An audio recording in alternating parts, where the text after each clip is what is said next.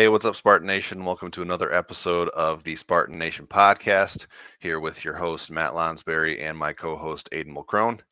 Yeah, it's been a couple weeks since we've done one of these, so we figured we'd just hop on and update some things around Michigan State football and men's basketball. So, yeah, as always, if you guys have any questions, feel free to drop those in the comment section, and we'll answer as many of those as we can. Aiden, you actually went on vacation last week to California, so just tell, but like as we Yeah, kind of let people come in to live stream here, just kind of tell me what the trip was like and what you did over there in California. not much, honestly. Just kind of enjoy the beaches and the nice weather. Just walking around sunny Southern California. It was just yeah, nice vacation, much needed.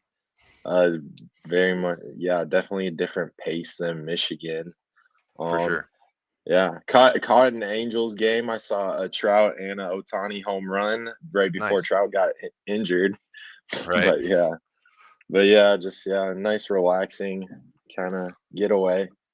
Yep, definitely the time of year to do it too, because Right. before too long here we got Big Ten media days, and then football season will be kicking off. I know you coach football, and so you're getting ready for Yeah. your high school season as well, and so Right. yeah, that's going to be a good time. So yeah, your boys here, we got our vacationing in this summer. Aiden with Definitely. California, I went out to Colorado about a month or so ago, and now I think we're both chomping at the bit though to get football season going. And 100%. with that, we'll kind of get into our first topic of discussion, and that's just kind of to update our audience on where Michigan State's at in recruiting. They had a big win on the trail when four-star wide receiver Nick Marsh rejoined the class, recommitted after decommitting back in March. And Aiden, this was the one that I think you said that you felt like Marsh was like Michigan State's number one priority target for this cycle. So when he comes back into the fold, just talk about your reaction to that and what this does for Michigan State's class. Yeah, I mean, I think it's huge in every single way. Just getting that wide receiver, kind of that big time recruit, kind of the guy that headlines the class or is, near the top or at the top of that class. I think that's huge, especially after losing Jaden Reed and Keon Coleman to the NFL and the transfer portal. Just yeah, again, keeping those guys in state too, that's a big thing. He's I think he's listed around like 6'3", 200 or 210. He's a big body. Just really good ball skills when you watch his film. And Courtney Hawkins has done a really great job recruiting, and this is another guy that they needed to land. I mean, they competed with Penn State kind of all the way to the finish, and then he committed on July 7th to MSU after kind of flip flopping back and forth between being a Penn State lean and an MSU lean the last 2 months. So I think yeah, getting Marsh is probably the biggest thing for this class moving forward, and not only for those reasons, but also because this class was, coming into June, everyone was like, this class is still really small. Right. They felt, a lot of people felt like MSU was behind in recruiting compared to the rest of the schools, that not even just the schools they've been competing with towards the top of that list, but just in general. I mean, you know, even the lower tier schools in the Big Ten, like Rutgers and Indiana, had, five or six more guys heading into June committed. Right. So yeah, it's really just a big get all around. And I've said this before, if they really need to, they're continuing to stack these classes on top of each other, and that's how you really build a college program to become, you know, a contender year in, year out. And I said this multiple times, but to really stack this third, top 25 class, or kind of aim for that third top 25 class, they really needed him. And, yeah, come December, hopefully, pen meets paper and he's signed. Right. Right. And it does sound like, this was, he took the step back in March when he wanted to reopen his recruitment. He went through the paces. He visited Pittsburgh, he visited Penn State. Kansas was kind of a surprise addition to his like top five, but he goes through the process, and ultimately, his family comes with him to Michigan State on that official visit, and that seemed to be a key factor in his decision to recommit to Michigan State, was the fact that it's right down the road from River Road, his high school, and that his grandma and his family can come see him play on Saturdays in the fall, and that seemed to be a big um, just a massive part of his decision to recommit.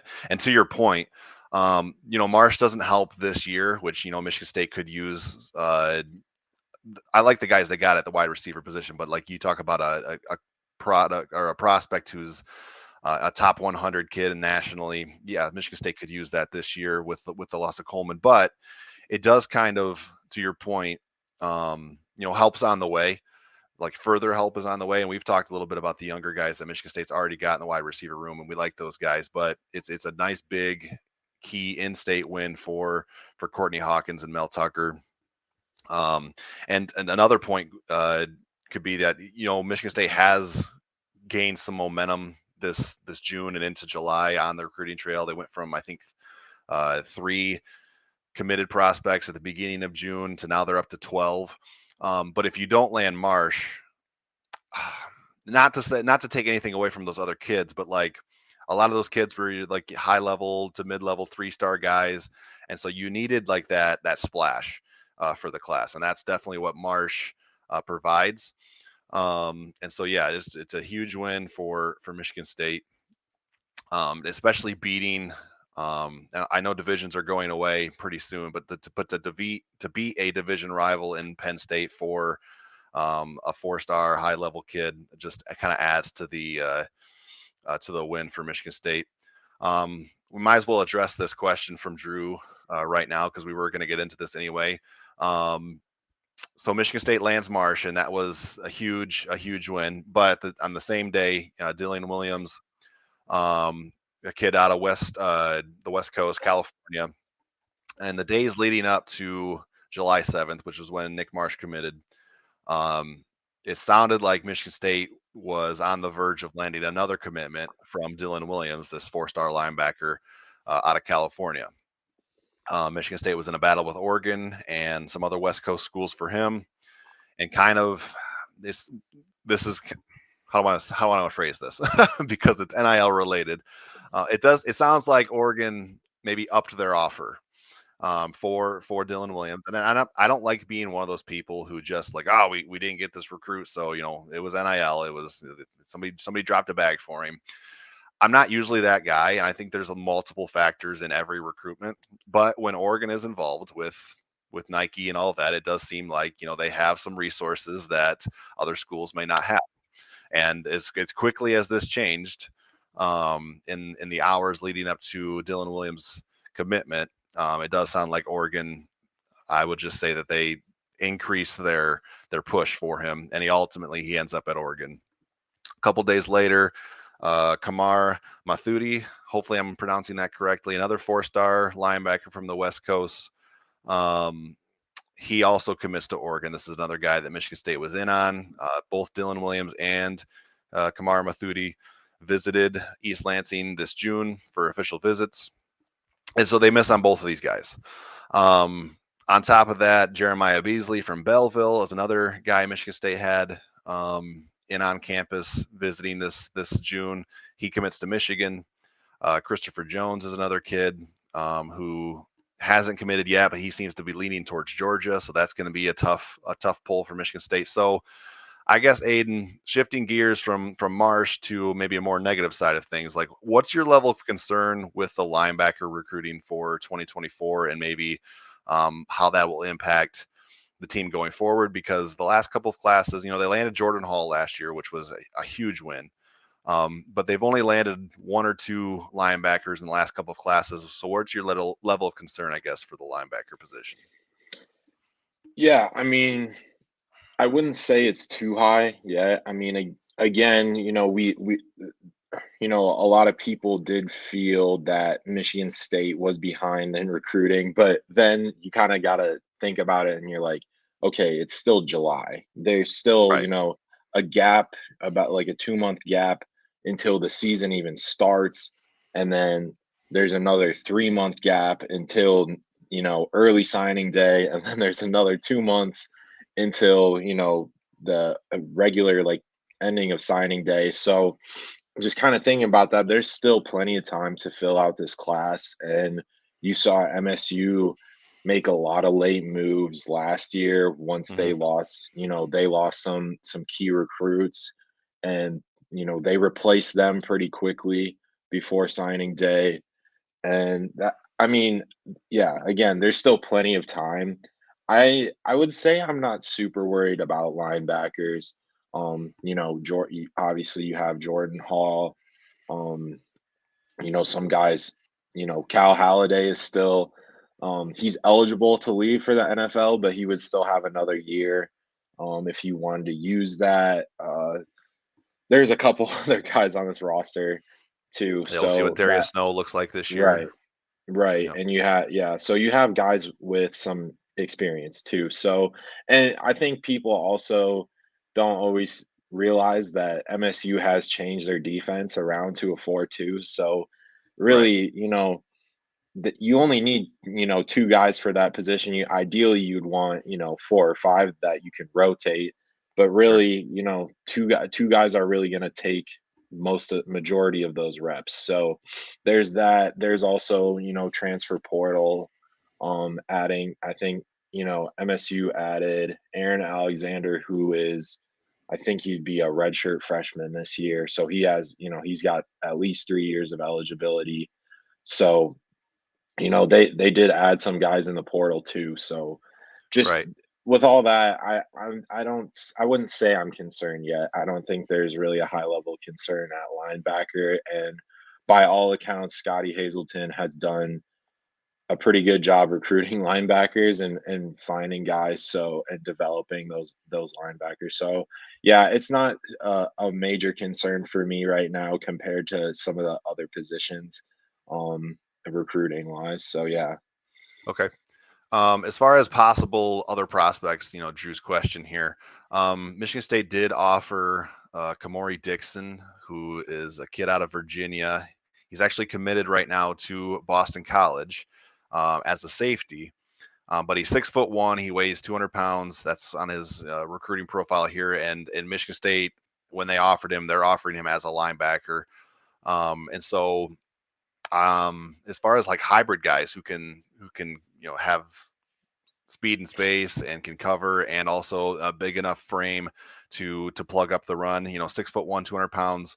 Um, we'll see what happens with this recruitment, because obviously Michigan State's kind of throwing their hat into the ring there, and he's committed to Boston College. But you would hope that if they push enough in that recruitment, you should be able to convince a kid. I mean, I would say you should be able to convince a kid from Boston College to come play for a Big Ten program. No offense to Boston College, but Michigan State has had much more recent success over the last 5 to 10 years than Boston College. Like, I don't think Boston College has been relevant since Matt Ryan was taking snaps there. So, we'll see if how much they push there, but that is a possible option, and we'll see.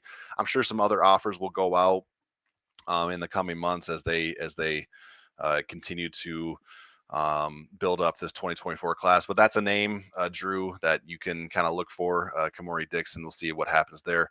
I have a couple people asking about David Stone, forgive me.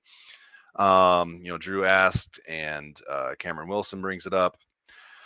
I got to be honest here. When Brandon Jordan and Marco Coleman departed Michigan State, Marco Coleman was the defensive line coach, Brandon Jordan pass rush specialist, and they were kind of the driving force in the David Stone recruitment at the time, going back this winter and prior to this past winter. Um, I kind of figured, well, that's probably not. It's probably going to mean David Stone's not going to come once you lose, the two biggest recruiters in his recruitment.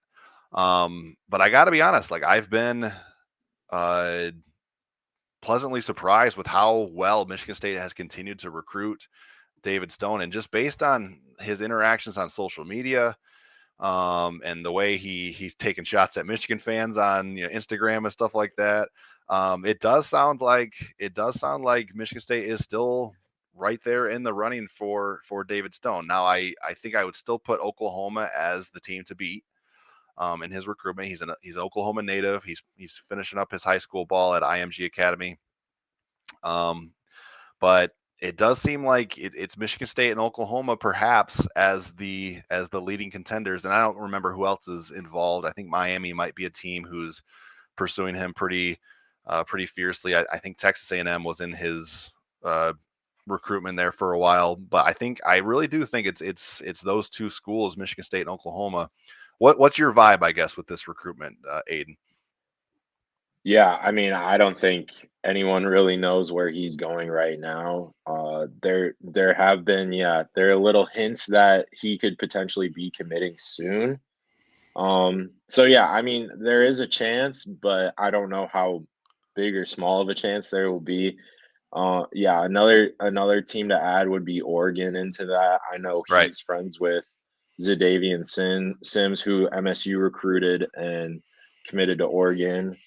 And yeah, and MSU was kind of in the thick of it with him too. So we'll see. Obviously, the Tucker era, there have been, MSU has kind of gone to the finish line recruiting a couple 5-star recruits in the past two classes Hmm. and have come up empty-handed in both years. So we'll see where this year goes. Maybe there's a chance that Stone does commit this year. So yeah, again, it's gonna be a long recruiting cycle.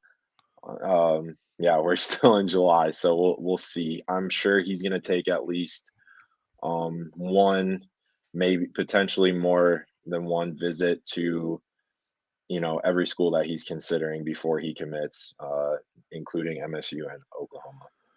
Right. So I guess to kind of put a cap on it, I fans shouldn't get their hopes up. Like, and as Hmm. far as like anything with recruiting nowadays, with this the modern era of it, like Right. always, like tempered optimism is always the best route. But I will just say that I think Michigan State's done a really good job in his recruitment and has put their best foot forward, even with again Coleman and Jordan out the door. To even still be in contention at this point is impressive. That sounds like a moral victory because like there are no moral victories in recruiting. Like either you get the guy or you don't. And I understand that, but like um, it just kind of does show the recruiting chops of this staff that they are Mhm. still a factor in here. Um, so we'll see what happens. Again, probably not the best idea to get your hopes up, but keep an eye on it as it continues to develop over the next couple of months.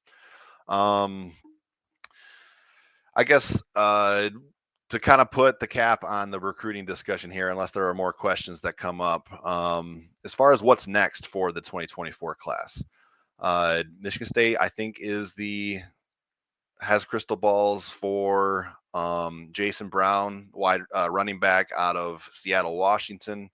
I don't know if they're like the leading candidate for his crystal ball predictions right now, but they're definitely um, involved in that recruitment and seem to be at the forefront.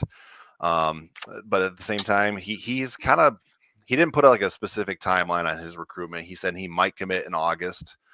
He kind of threw that out there when he in an interview that he did a month or so ago, maybe a couple weeks ago. So that's another 4-star running back that potentially Michigan State can add to Anthony Carey, another 4-star who they already added this cycle. And so that's one to watch. Um, there's a wide receiver, Javarius Green, who's going to commit, I think, on the 18th of this month, but he's trending towards North Carolina. So it would probably have to take a big turn of events for Michigan State to flip that around the last couple days here.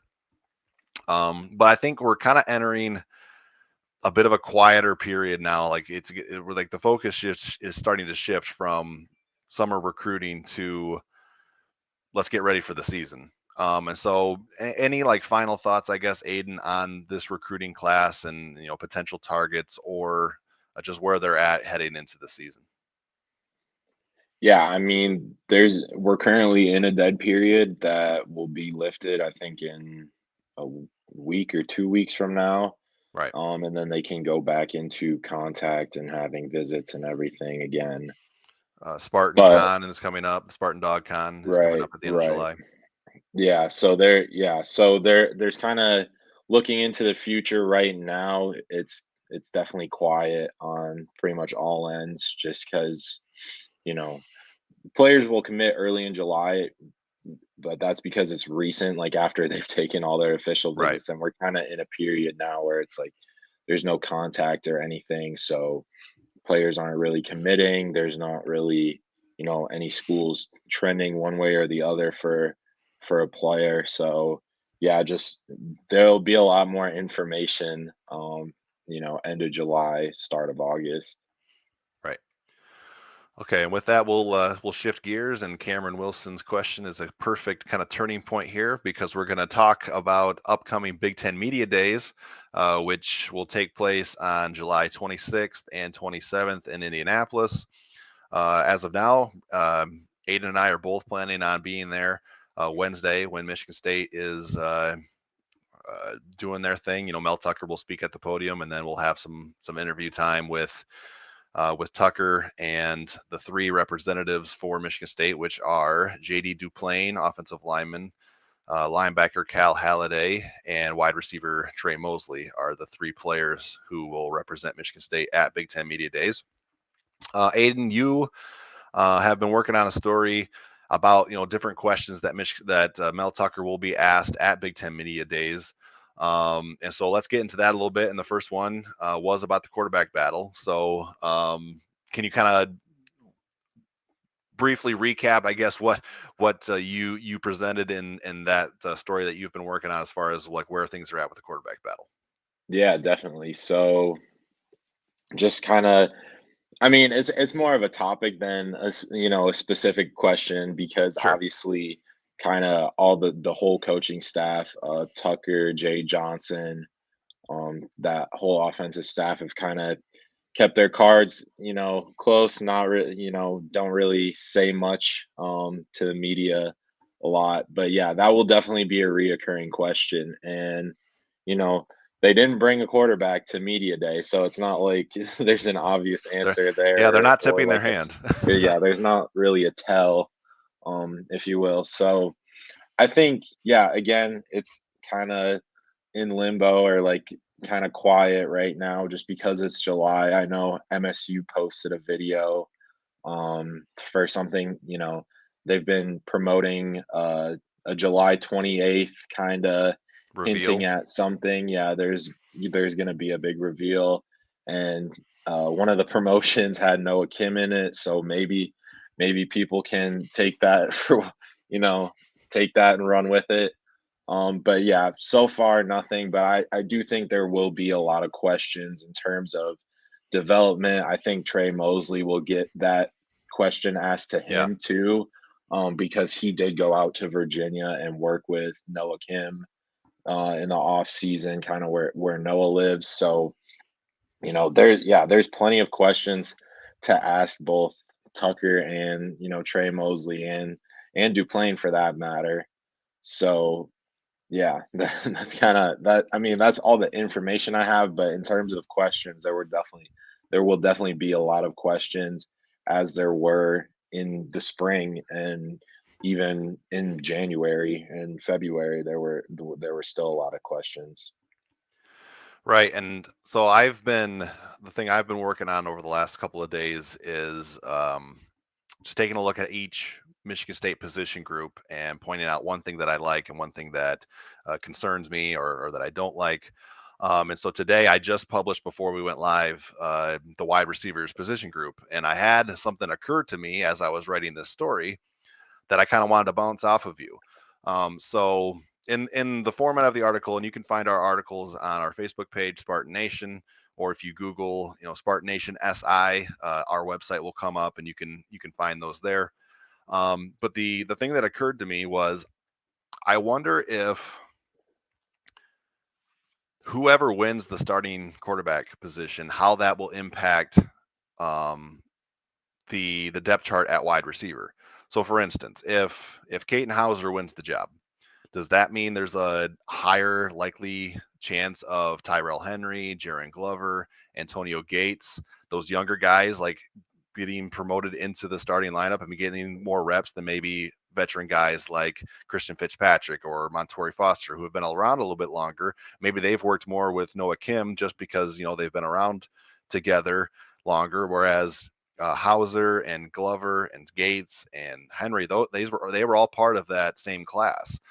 So what do you think of that dynamic, Aiden? Do you think that's going to have any impact as far as like this player X wins the starting quarterback job, and so therefore he's got more reps, maybe better chemistry with this group of wide receivers? How do you think that's going to all play out? Definitely. No, I totally agree. I do think that will make a difference. I know kind of in the not confirmed, but kind of in the rumors of, Keon Coleman transferring, it was kind of part of it. People were saying, oh, he was going to transfer if Thorne was the starter and he was going to stay if it was Hauser, which it ended up being BS anyways because he left he Because left they no both matter left. what. So Yeah. yeah, they ended up both leaving. So I think it definitely will play into kind of that competition. And I think it could also play into the wide receivers competition impacting, who the quarterback may be. If, Henry is, breaking out and is playing better than Montori Foster or, Right. somebody else, or Jerron Glover is playing better than Christian Fitzpatrick, yeah. So it can go both ways. But I really think it will just come down to the quarterbacks in general. I think it does come down to I think it comes down to Caden Hauser, honestly. I think it's it's it feels like it's his job to lose, because Noah Kim didn't win last year, kind of didn't beat him out and or beat out Thorne, and then he didn't, take over once kind of the season felt like it was trending downwards and Thorne was injured and Kim still didn't beat him out or kind of really get a chance at all. So I think it really just comes down to it's Hauser's job to lose. And I think they wouldn't have kept it kept it lingering on and on if it wasn't his to lose. So yeah. Yeah, that's a fair assessment. I think when you look at last year, and it's become public knowledge just how much Peyton Thorne was dealing with from a health standpoint last year. He Hmm. told us himself after the spring game and was very open and honest about the different things that he was dealing with. And so um, that's not to say that Noah Kim hasn't improved from last year to this year, because he probably has. But the Yeah. fact that the coaching staff didn't have enough faith maybe in him at the time, you could take that, like you said, take that and run with it. Again, we're not breaking any news here. We're not we're just like our perspective of things as far as the battle, because we got asked the question. I think in an ideal situation, Caden Hauser does seize the job because he's younger, he's got more tread on the tires, more years to play. He had the higher recruiting pedigree, all of those things. So I think in an ideal situation, he does take the job. But that's not to say that if it ends up being Noah Kim, we talked about it after the spring game. We thought that Noah Kim arguably made the most impressive throws of the Hmm. spring game. Now it was a controlled environment. You're not getting pass rush and all that things, but like as far as just some downfield shots that looked really good, Noah Kim definitely stood out in that area. So, and then Cameron brings up Sam Leavitt from Washington, another four-star kid. He joined Oregon. the team. Oregon. You're Yeah. right. He joined the team for summer conditioning, probably beginning of June or something like that when the underclassmen come in. So yeah, he's on campus. He's working with the team He's not a factor in the starting quarterback discussion. Drew asked about concern. Oh, that's the wrong one. Drew asked about concern that the loser transfers. That's always a concern in modern college football. I don't think because of how the battle has played out over through spring, and then Peyton Thorne leaves during the spring window. He was a grad transfer, so he could have left at any time, but still, last day of the spring window, he departs. I don't think if, let's say, Hauser is named the starter the week uh, of Central Michigan, or Kim, whoever is, I don't think the other guy is immediately going to enter the transfer portal. I don't think that's how this is going to play out. I think both guys will be on the roster this season. I'll just put it that way. But absolutely, like when the season comes to an end, the loser of the battle, assuming the starter starts for the whole year, he's likely to be out the door. I think that's much higher of a case in the case of Kim if Hauser wins, because you just got passed up by an underclassman. There's not much of an avenue for you to gain that position going forward, and so at that point, I think Kim looks for an opportunity somewhere. If Kim wins, that's not a guarantee that Hauser's in the portal, but all of a sudden, Kim has this year and at least one more year of eligibility as well. So, now Hauser's kind of checking his watch and how much eligibility he has, and he wants to prove himself. Like all these guys want to play in the NFL, so you got a winning starting job in college in order to get an opportunity at the next level. So, that scenario is a little bit more up in the air, I would say. If Kim wins, what does Hauser do? But this, I mean, overall, this is a good problem to have when you have two guys who are competing for the job.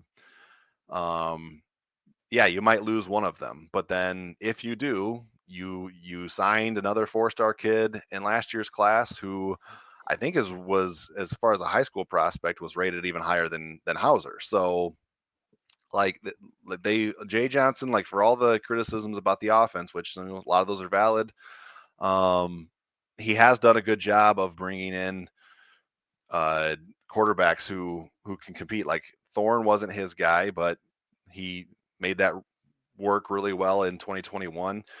He inherited Kim too, but all of a sudden he stacked together Caton Hauser, Sam Leavitt, Henry Hasselbeck, who was a lower rated guy, but still the son of a NFL Hall of Fame, or not Hall of Famer, but a Pro Bowl level quarterback, and Matt Hasselbeck. So you can see the recruiting that Jay Johnson has done at that position, and it's been good. I kind of rambled there for a bit, Aiden, but do you have any other thoughts as far as the quarterback? Yeah, I mean, the thing about Sam Leavitt is that when there was a lot more buzz when Hauser came on campus last year, just because he early enrolled in January, and it's hard for a freshman quarterback to compete if you're coming in the summer rather than Right. January. So the fact that Hauser was on campus in January gave him kind of a chance to compete, not for the starting job, but for the backup, at least for, Right. to be the backup. So I think that's why it's different. And that's why Leavitt's not really in the talks right now.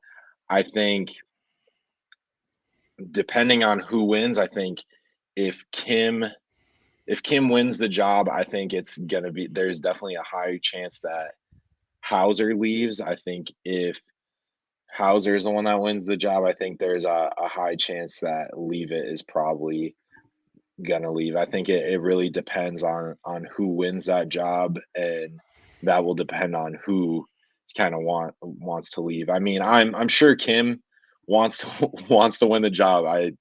I'm not doubting that whatsoever, but I I don't know if he would transfer for one more year if Hauser won the job, because he's been here long enough, and maybe I mean, he just likes being here. Like, there's nothing wrong with liking the school you go to. It's not all Sure. competition. So yeah, there's that.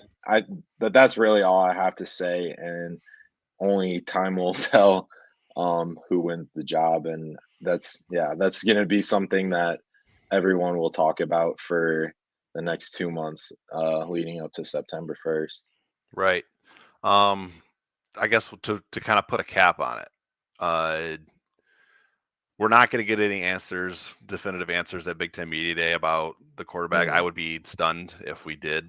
Like if Mel Tucker comes out and names the starting quarterback head in Big Ten Media Days, I doubt it. But I guess I'll present this to you, Aiden. Like once we get into fall camp and we're a week to 2 weeks away from Central Michigan, do you think Michigan State names the starter, or is it going to be kind of held to a mystery up until the first team offense takes the field against Central? yeah, I mean, I think we did see that a couple years ago. If I remember correctly, I don't know if it was the quarterback position specifically, but we did see some kind of, position battles that no one knew who the starter was going to be until they took that first drive, week one. So I wouldn't be surprised by that, but I think, you know, maybe they won't say it definitively, but I think everyone will have an idea of who will be kind of the guy within that, leading up to that week, before playing Central. I think we'll see that through whatever, whether it's, scrimmage film, or, someone hints at it, and we'll get a better idea of who it may be.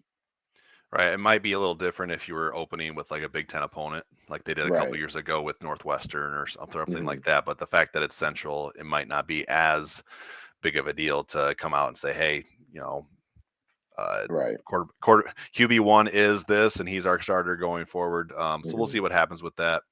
I will say, just because Kyle brought it up a little bit in the comments, you have to go with the guy who gives you the best chance of winning this season, and Yeah. whatever plays out after that, as far as transferring and how that'll shake up the quarterback room, you really can't worry about that at this time. You got to give Right. the guy, you got to throw out the guy there who gives you the best chance of winning. So um, we were asked about the running back room, so we can touch on that briefly here.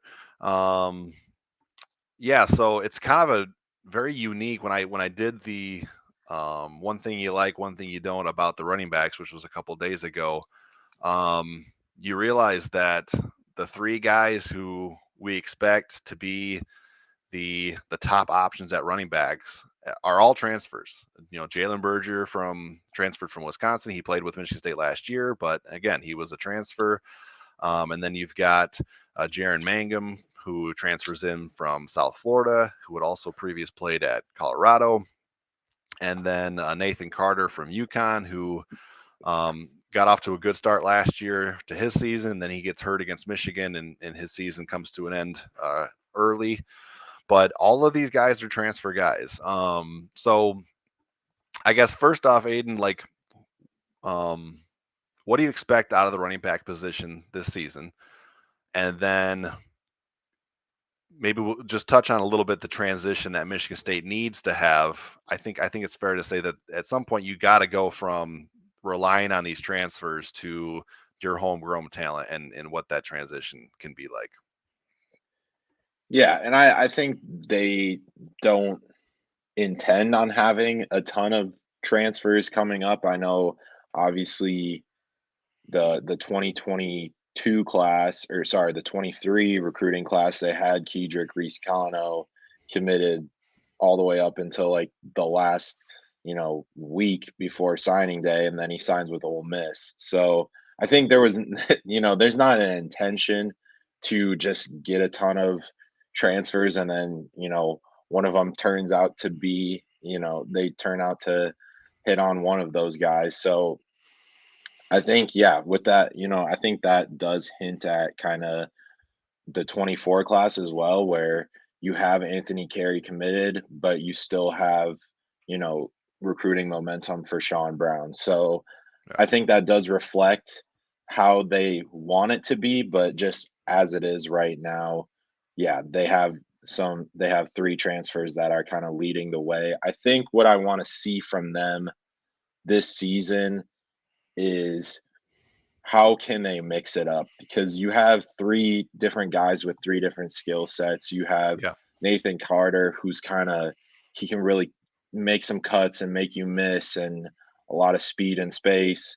And then you have Jaron Mangum, who is definitely like a downhill kind of power guy who will bully you at the goal line. And then you kind of have Jalen Berger, who's in a little bit in the middle and kind of looks for one cut and kind of has makes like one guy miss. So yeah, you have three different skill sets with all three of those guys. So kind of what I want to see is just how they can mix that up to improve the run game, because that really hurt them last year, Yeah. not having a stable run game or establishing one guy, because Berger struggled and Jared Broussard struggled last year. So just kind of, yeah, the way they can mix it up and not rely on the best running back in the country to win them 11 games. I Yeah. think how are they gonna do that? And that again,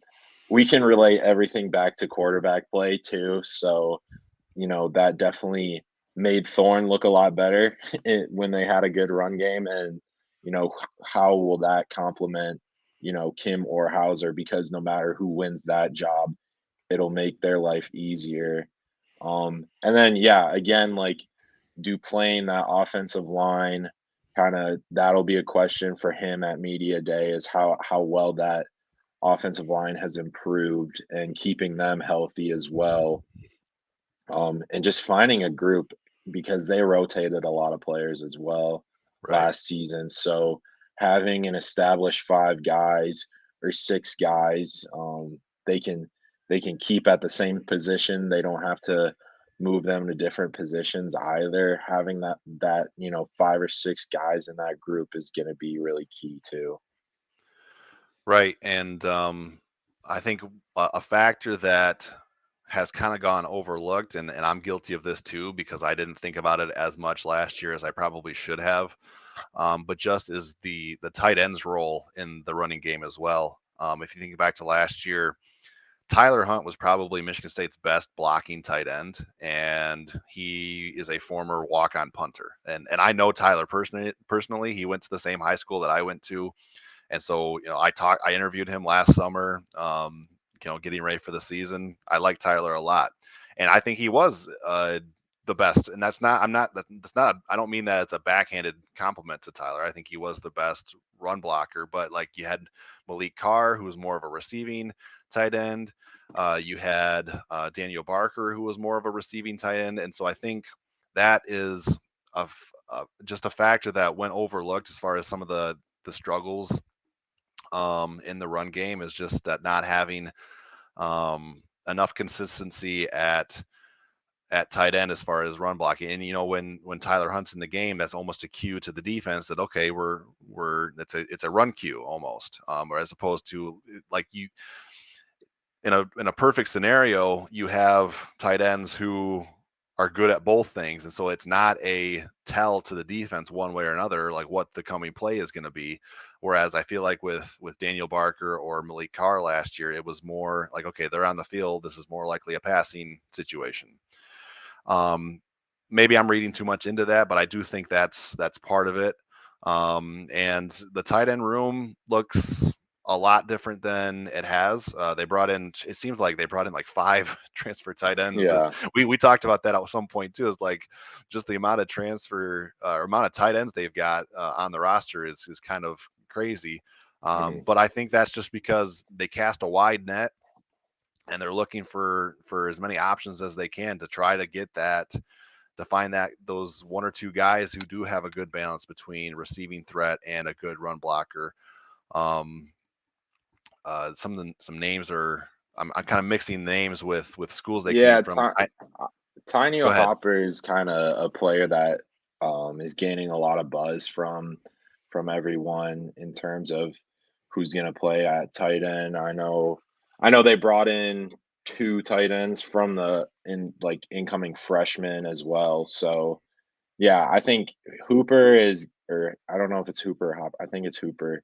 Um, will definitely play this year. I think, yeah, we'll see where they kind of put Malik Carr. Maybe, kind of the wide receiver group is a little bit of a question mark. So maybe you see him play out more and, you know, kind of a two tight end kind of set maybe where Malik Carr is playing out wide. You could potentially see that this year.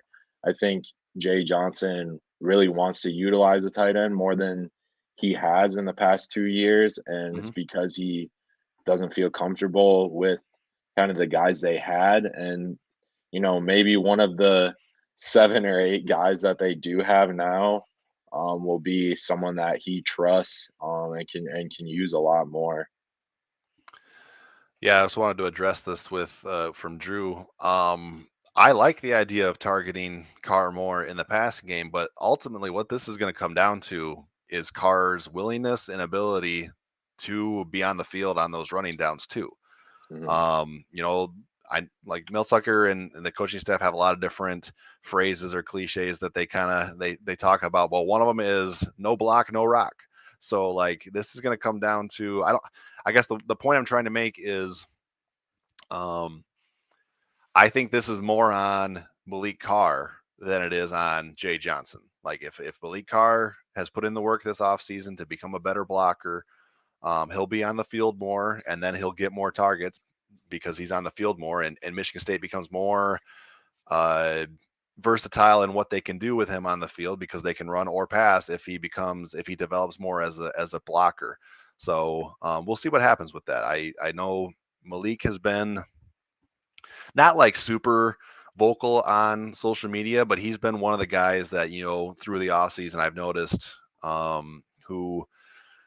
who seems like he's developed more into a leader, perhaps. Like he's talked about just wanting to get back onto the field and wanting to prove people wrong, things like that. And so we'll see how that translates um, on the field this fall. Um, yeah, I think that's a pretty good, thorough.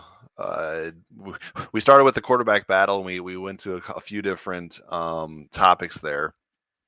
And so I guess just to put a cap, I guess, on your media day topics, going back to kind of the beginning there. You listed like there's a couple new coaches in the on the staff. I will address this from Cameron real quick. I haven't gotten any solid new info on Darius Snow. Pretty much since spring, just because there hasn't been a whole lot of uh, media availability since the end of spring football. Obviously, Snow did not participate in the spring game. I think he was limited in how much he participated in spring as he continues to recover. But I do believe there's optimism that he will be ready to go at the start of the football season. We'll have to wait and Yeah. see like what he looks like and where he's at compared to what we saw previously. And so I think all of us are rooting for Darius Snow. I think him going down in the season opener last year was one of those things that um, was just a bigger like a bigger factor than it kind of got overlooked because I think it happened so early. But they moved him to linebacker specifically to help out um, with pass coverage, and then all of a sudden he's just not available for the whole season. So um, yeah, we'll see what he looks like coming into uh, the 23 season. As far as his actual injury, I don't know like specifically. It was a knee It was a injury that knee I and it think. was a nasty one. Yeah. It was on Yeah. a kick coverage, kick return coverage, and I can't remember the guy who ran into him kind of on his blind side and right into the knee. But yeah, it was a pretty um, I don't want to speak out of turn, but like there was definitely some structural damage that required surgery. So it's a big thing to come back from, and I'm anxious to see him back on the field and kind of what he looks like. It was kept quiet because that's kind of Mel Tucker and the staff's policy when it comes to injury, and I don't really blame them for that because you don't want to give future opponents insight into injuries like this, like as many competitive advantages you can have is a good thing. So just wanted to address that quickly. So yeah, I guess final thoughts, Aiden, on some other topics that Tucker might be asked at Big Ten Media Days. Yeah, so I'll just kind of run through it quickly. Sure. So yeah, so definitely going to be a little, some topics will be about the coaching changes, obviously losing Brandon Jordan and Marco Coleman, like you said earlier, and kind of the replacements. You got cornerbacks coach Jim Salgado, who recently got, hit Sire Torrance, who is a MSU commit who committed, I think, a week or two ago. That was kind of who Salgado recruited first. He's one of the first pickups. I know they have Mm-hmm. other corners committed in this class, but they were really recruited by kind of Tucker and other people on this staff. And then you also have Deron Reynolds, who is the D line coach now. And obviously, there are no D linemen committed, and still in competition for David Stone. But there's not really a lot of talk about any other kind of D linemen in this class, but still kind of looking for that. And just for him, it's just kind of a new coach, just establishing those relationships again, kind of with a new landscape. He came from Stanford, so kind of, yeah, coming to the Midwest, kind of establishing new relationships and kind of selling MSU. And he got left a good situation though, because Coleman and Jordan did recruit really well for the Right. 2023 class, and none of those guys um, look like they're leaving immediately because of Reynolds. So they do have By Job, Jalen Thompson, Andrew DePape, and there's one more guy There was who were another all, one. yeah, I can't I don't remember remember though. who were all 4 stars that are coming in as freshmen. So he got left a pretty good young core, including, even including other guys like Alex Van Sumeren, who's going to be a sophomore, Mm-hmm. Simeon Barrow, and yeah, so he can kind of play around with that. And there's no direct replacement for Brandon Jordan, but yeah, I think it was good to hire Salgado because they did need a cornerbacks coach, because Tucker was kind of doing that himself rather than overseeing the whole kind of defense and team altogether. And then the other thing was just kind of, I feel like a lot of questions will just be, what is it gonna take to bounce back this year? I think it's Right. gonna be, you know, there are some pieces there you can tell that they did win, some game.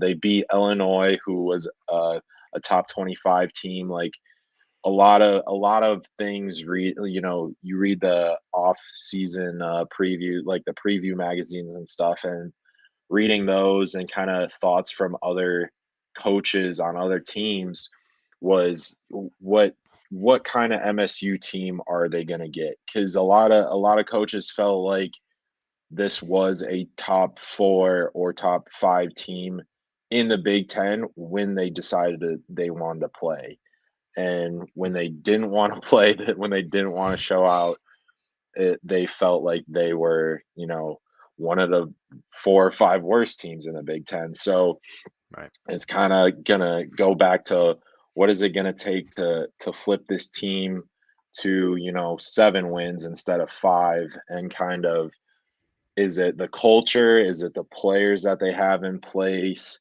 Kind of, is it the coaching potentially? So kind of, there's not really a specific question for that, but it's just kind of a topic that will be reoccurring. And again, not only for Tucker, but kind of the 3 players, because, Trey Mosley, Cal Halliday, and Duplain were all brought in by D'Antonio. So they have It's seen interesting. kind of, yeah, it is. So yeah, there is that dynamic too. So it's kind of, maybe they'll be asked what have they seen differently, and what do they like about the culture, and how has that improved their game too. So Right.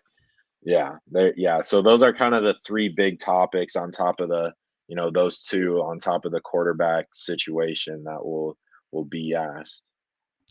Right. And the thing that's kind of stuck with me as I look ahead to the season, Michigan State went 5-7 last year, and I believe 6 of those 7 losses were by double digits. And so like you got beat pretty convincingly in most of those games, or most of those games that you lost. The schedule, we've talked about this, but the schedule this year is so tough. And I guess what I would advise fans to look for, and this doesn't even, as a competitor, it doesn't, like, I'm already like gritting my teeth just trying to get the words out, because I grew up in a competitive family, and so I know what that's like. But like, I feel like this team has a chance to be much better than last year's team, but it might not be reflected in the record just because of how difficult the schedule is.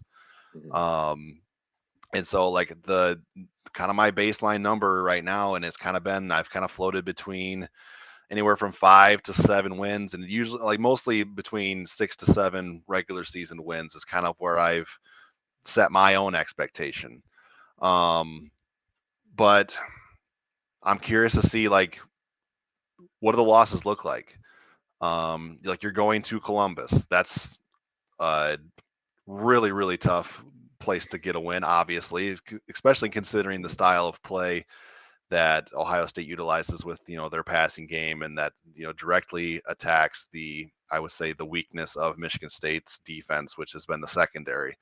But what does that look like if you lose that game? Last year against Michigan, the defense did a good job of bowing up in the red zone. They forced like 5 field goals, I believe, but the offense just wasn't able to generate anything all day. Like, what does that game look like? I'm not sitting here saying, yeah, you can write that in pen, they're going to lose to Michigan. I'm just saying, like, I don't think this team's going to go 12-0. And so when a loss happens, what does the loss look like? And again, that's not as a competitor, that's not the way you approach anything. But I'm just Mhm. trying to have like a more nuanced look at how things might look this year. So, and obviously that's not a question you're going to ask Tucker at Big Ten. Hey, how do you want your losses to look like this year? Yeah.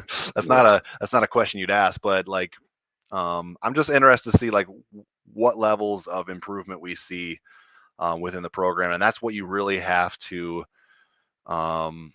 do this season against a tough schedule. Is getting back to bowl eligibility is a huge thing. I know bowl games have not been emphasized the way that they were previously, now that like the playoff has become a thing, but like that's still, it's important to earn those extra practices, to earn that 13th game, to show progress, to put to future recruits. Um, but it goes beyond just wins and losses too. Like, you can point to things like, we played this team tough, and we were just one or two plays away, and then you can sell that to a recruit. Hey, you could be the difference between those one or two plays for us, and you can have a role here. So, um, just I'm just interested to see how that kind of whole thing plays out. Um, with that, if unless you have another football topic, Aiden, We can move on. we can move on. we Yeah, can we're yeah we're we're pushing an we can hour here. I'm not going to spend a whole lot of time here, but I did want to do a little bit of an update on the Moneyball tournament that's been going on over at Holt High School in near Lansing. For those of you who didn't see, it was a couple. I think it was on Tuesday. Uh, that Jackson Kohler scored 53 points in the Moneyball tournament. Now, again, we've discussed this before. Moneyball is kind of a mix between regular pickup basketball and an NBA All-Star game, where there's not a ton of defense played, but like, it kind of goes back and forth. Like, there are certain times where, for instance, like his last bucket that he got, I saw like a highlight play of that, and he was like double or triple teamed. So like he still scored over the guy, or over the couple of guys. So like, um, just kind of cool to see Jackson Kohler have a big moment there. Cohen Carr has been wowing people with his athleticism, throughout the tournament, and just some of the insane aerial acrobatics that he showed off there. And so I'm just thinking ahead to not that I'm looking past football season because I can't wait, but man, the more I think about this upcoming basketball season for Michigan State, dude, like this is a bona fide national championship contender, Final Four contender. I guess so. As you've seen, um, just some of the reports about, Carson Cooper looks better. Jackson Kohler has slimmed down and looks like he's in much better shape than he was last year. A couple of young guys in the post. Michigan State struggled against some of the better big men in the Big Ten last year, and all of a sudden you've got these two sophomores who look like they've taken a step. So I guess where's your level of confidence and excitement, I guess, for MSU basketball, given some of the updates that we've seen this offseason? Yeah, I think I don't know. I don't know in terms of level of excitement changing because I did feel pretty confident at the end of last season that Michigan State was going to have a really good team this upcoming season, just with the recruiting class and kind of Tyson Walker staying, and how they they had one of the best games in the tournament for any team, and it ended up in a loss, but it was still very exciting and kind of showed that MSU is still in a good position. So yeah, I know everyone's looking for Izzo's second national championship. And this team definitely has the potential in, July and leading up to the season, but who are they gonna get the most out of in terms of that freshman class? I know everyone is really looking at Cohen Carr right now as just like a future NBA player, Sure. which definitely you can see it. But we're kind of looking at his role, what that could be. Jackson Kohler looks like he transformed his body. Carson Cooper, how has he come along? I know no one really knew who he was going into last season, Right. and now he's looking like a guy that's going to contribute, you know, 20 minutes a game. So Right. we'll see. We'll see where he is, and just that backcourt, getting Akins, Walker, Hogard back, adding Holloman and Fears. It does feel like this should be a national championship or bust, but you can't put It's that on them. But it does feel like this team is bound to make a deep run in the tournament and be a top five team for the whole season. Yeah, no, I agree with you. Like, we had a show, it's probably been a month or so ago, that we talked about the whole national championship or bust thing. And I can't put that on any team. I just can't, No, especially in basketball when it's just so, like, it's so hard to predict the right. national champion in basketball. But this does feel like anything less than a Final Four appearance would be, I think, a major disappointment. I think that's fair to say. But yeah, like, I think one of the biggest, or perhaps the biggest issue last year and for the last couple of years has just been the depth, or the lack of depth. And then you look at this year's roster, and you've got a rotation in at center of Cooper, Kohler, and Madi Sissoko, who was your primary starter last year. Like you've got depth there. Like those guys can play physical in the post, and be tough in the post because you've got options if somebody gets in foul trouble. Um, as far like you bring back Tyson Walker and Jaden Akins on the wing. You've got AJ Hogard running the point, and a 5-star in Jeremy Fears right behind him. Trey Holloman got his feet wet last year, so he's got some experience. Um, the the 3-4 spots are the I guess the question marks, like who's going to fill those roles, because you lose Joey Hauser's shooting, and man, 46% from 3-point is just insane for a big guy. Right. And so just another tip of the cap to Joey Hauser's kind of turnaround season last year. Happy for him, but like now you've got to replace just his floor spacing ability. The thing that, like, just as far as like a highlight reel thing, like, can you imagine when we get Jaden Akins and Cohen Carr on a fast break together? Oh my gosh. Just like, Yeah. who's gonna lob it and who's gonna finish it? Because like Right. both of those guys, the athleticism is insane. Hmm. So there's gonna be some blow the roof off the Breslin Center moments, I think, throughout the Definitely. year. Yeah. So it's going to be fun to watch.